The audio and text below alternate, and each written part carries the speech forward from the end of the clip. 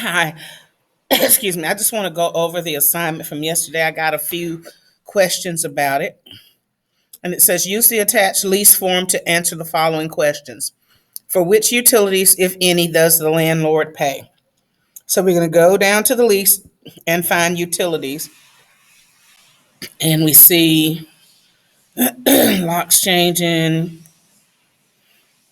The tenant shall make all arrangements and pay for all gas, heat, light, power, telephone, so and other utilities. So the landlord pays none.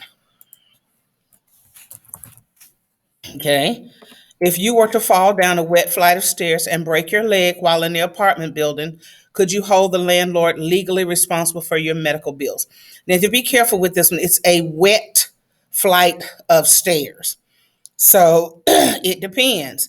If there's no wet floor sign, um, so look at this. The tenant shall hold the landlord harmless from any and all claims arising from tenant's use of the premises, except for landlord's willful or grossly negligent conduct. And I think to leave a stairwell wet without blocking it off would be willful and grossly negligent. So in this case, I believe that yes,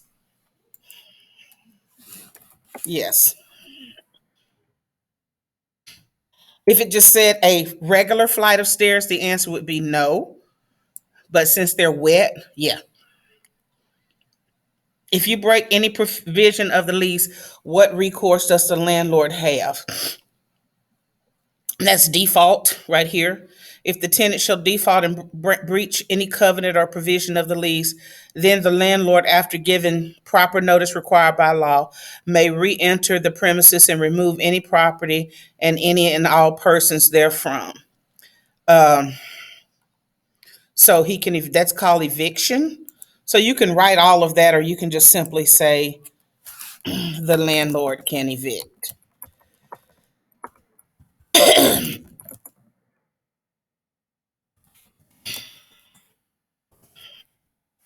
Okay.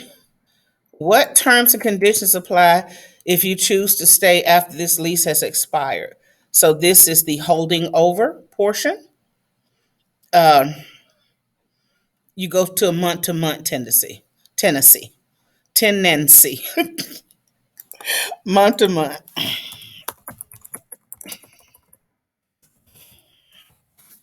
Okay. If the landlord changes or waives any provision in the lease, how are the other provisions affected? So we'll go down to waivers.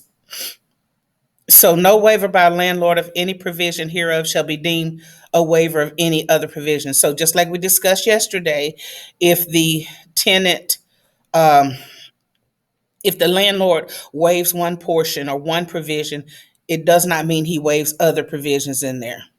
So other provisions remain the same, or however you want to word that. If you want to let the landlord know you're moving out, what must you do?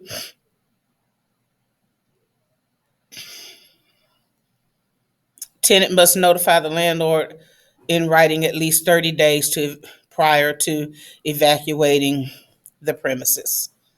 Okay, I think that's all. Yeah, 30 days. It should be somewhere else too.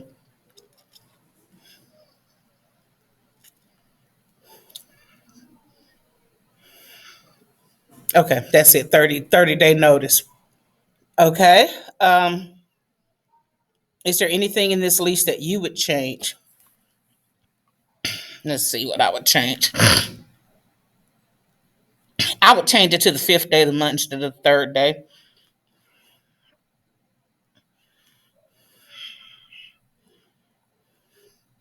If the apartment rent is 850, the security deposit should be 850. I would change that.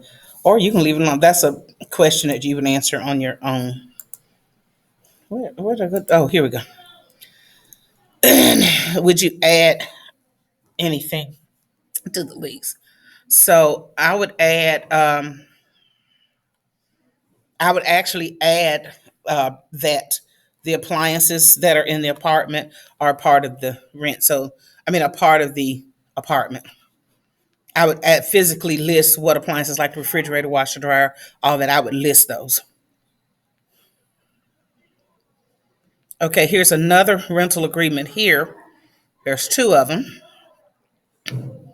Except in an emergency, how much notice must the landlord give you before entering your apartment? So you look down here. Um,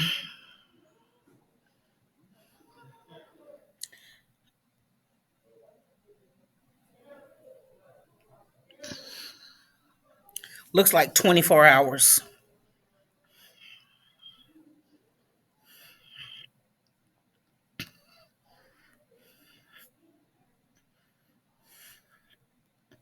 24 hours. That's in that section. What must you do if you want to alter the apartment without owner's prior written consent? You got to get written consent from the owner of the building, and make sure if you're going to do something like that, that you do get it in writing. If it's not in writing, it doesn't exist. Under what circumstances may the landlord withhold your security deposit? So we're going to go down here, right here, number 8. So the owner has to furnish you with an itemized written statement and the basis and the amount of any security, that he has to use, and shall return any remaining portion to the resident. Owner may claim and withhold from the security deposit only such amounts as are reasonably necessary to remedy residents' defaults as follows. So he can hold it for payment of rent or to repair damages to the property, but he must give you that in writing. Y'all can tell I'm tired of typing. After you, we just did that. Did we say? How long? Oh, how long does the landlord have to return your deposit?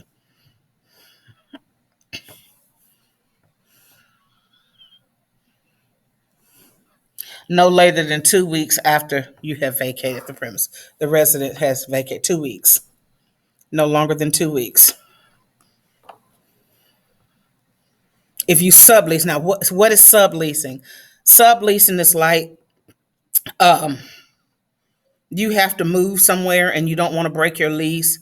So you sign a separate lease with someone else and say, okay, live in my apartment until my lease is up. They pay the rent to you, you pay the rent to the landlord. That's called subleasing. You have to get permission from the landlord to do that. So let's see, subleasing. You can't do it without written consent of the owner, and they can terminate the contract. That means evict you. You rent the apartment with a friend, you both sign the rental agreement, then you decide to move out, but do not notify the landlord. At a later date, your former roommate defaults on the rent. Can the landlord hold you legally responsible? Yes. Yes. If you have a roommate, you move out, or your roommate moves out, whoever's there, you have the responsibility of all the rent, but you can still go after the original person because both of them signed the rental agreement. So he can go after one of them or both of them. Okay, and then ask, would you change anything or would you want to add anything? That's up to you. Those are open answers. So that's it for today. Hopefully by Monday, my computer problems will be over. But until then, I'll see you Monday.